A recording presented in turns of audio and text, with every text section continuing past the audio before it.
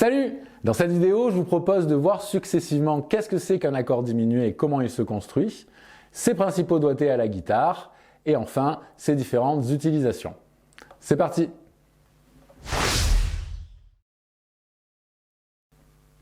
L'accord de septième diminué est un accord diminué, donc fondamental, tierce mineure, quinte bémol ou quinte diminuée, auquel on rajoute une septième également diminuée, qui est un demi-ton plus bas qu'une septième mineure.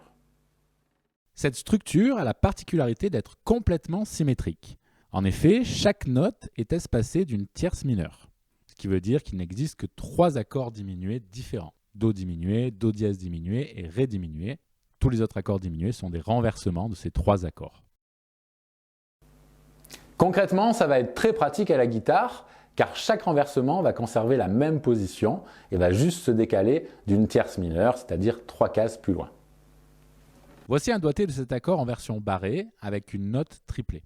Pensez que toutes les notes peuvent être considérées comme fondamentales, même si on se sert souvent de la basse pour se repérer. Dans ce cas, ici, ce serait un Fa7 diminué.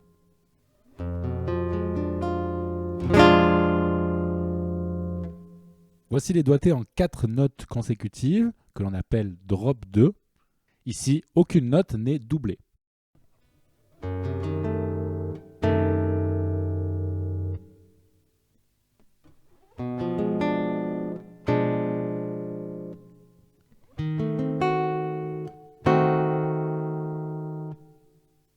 Enfin, voici 2 doigtés qui intègrent des sauts de cordes que l'on appelle drop 3.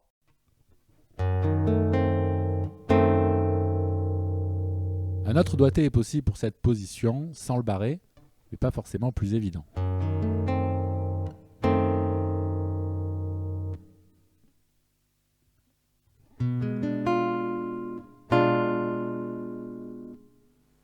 Je vous propose maintenant quelques exercices pour maîtriser ces positions et surtout maîtriser le décalage d'une tierce mineure pour chaque renversement. Ce premier exercice va vous familiariser avec ça.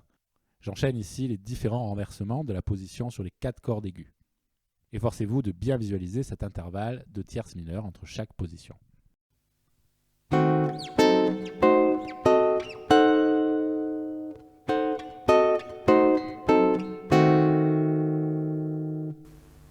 Je vous conseille de reproduire cet exercice sur tous les autres doigtés vus précédemment.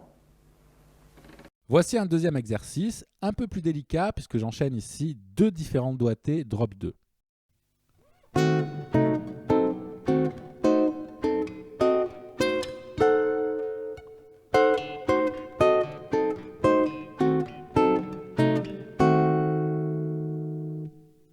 Enfin, dernier exercice avec les 3 doigtés drop 2 que je vous ai donnés précédemment, que j'arpège.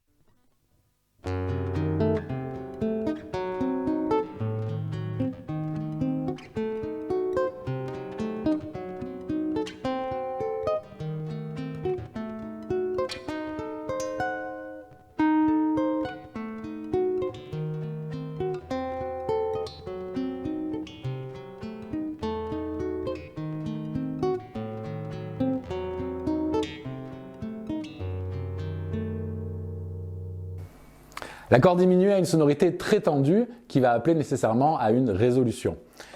Du coup, on va souvent l'utiliser comme un enrichissement du 5e degré que l'on veut altérer, par exemple à l'intérieur d'une cadence parfaite.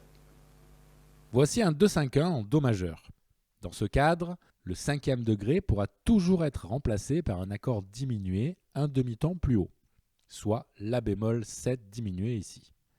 En jouant cet accord, vous jouez en fait les notes contenues dans Sol 7 sans la tonique, mais avec une 9e bémol ou seconde bémol, ce qui nous donne un accord de Sol 7 altéré très apprécié en harmonie jazz dès l'instant où il résout sur l'accord suivant.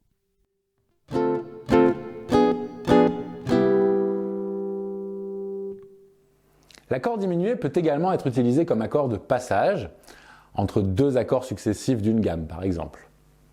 Voici l'harmonisation en accord de la gamme de Fa majeur. Je vous renvoie à ma vidéo sur le sujet si vous ne connaissez pas. Chaque degré espacé d'un ton pourra accueillir ainsi un accord diminué qui servira d'accord de passage entre les 2 degrés.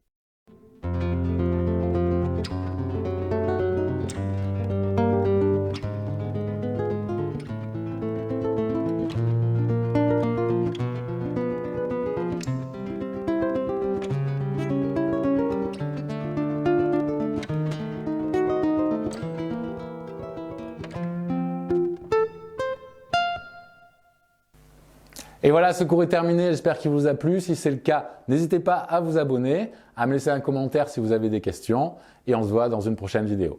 Salut!